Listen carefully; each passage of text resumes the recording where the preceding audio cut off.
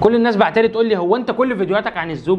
هو انت دايما مع الزوج؟ انا مع الزوج وهفضل مع الزوج وهدافع عن الزوج. ما انا بيجي لي قضيه دي وبيجي لي قضيه دي، بس انا بعد اكتر من 10 سنين في المهنه دي 95% من القضايا اللي في محاكم الاسره اللي اليوم الواحد بيبقى فيه فوق ال 2000 وال 3000 قضيه في محكمه واحده، 95% منهم بتكون الزوجه هي اللي مفتريه على الزوج. يعني انتوا ما يقدرش عليكم غير ربنا. هي حاجه بالمنطق وبالعقل. ايه اللي في قانون الاسره كله يحق للزوج؟ ايه يعني هاتولي حاجه الزوج نقدر نقول ان لو حصلت مشكله ولا حصل اي خلاف ما بينكم وقررتوا ان انتوا تلجأوا للمحكمه الزوج هيقدر يعمل ولا يقدر يعمل اي حاجه؟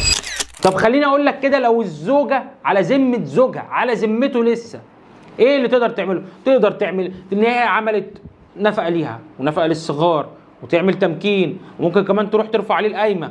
ولو ايه بقى، لو جالها مزاج ترفع طلاق، ما جالهاش مزاج ما ترفعش. هو ايه ده؟ ولا الزوجات اللي بنشوفهم جوازهم متغربين وطفحانين الدم عشانهم وتلاقيهم سرقوهم وخدوهم وخدوا شقه عمرهم كله، ولا راحوا اشتروا شقه ولا اشتروا حاجه وكتبوها باسمهم وسابوا الراجل يموت ولا يخبط دماغه في الحيط من حسرته، ولا اللي بتتجوز واحد يومين ثلاثه عشان تكتبه قايمه ومؤخر وحاجات وتاخدهم منه تاني، ولا قصص كتيره، ولا اللي رايحه تجيب مفردات مرتبه عشان كل الناس يعرفوها، كل شويه بحاله وكل شويه بحاجه. ايه اللي الزوج بيعمله؟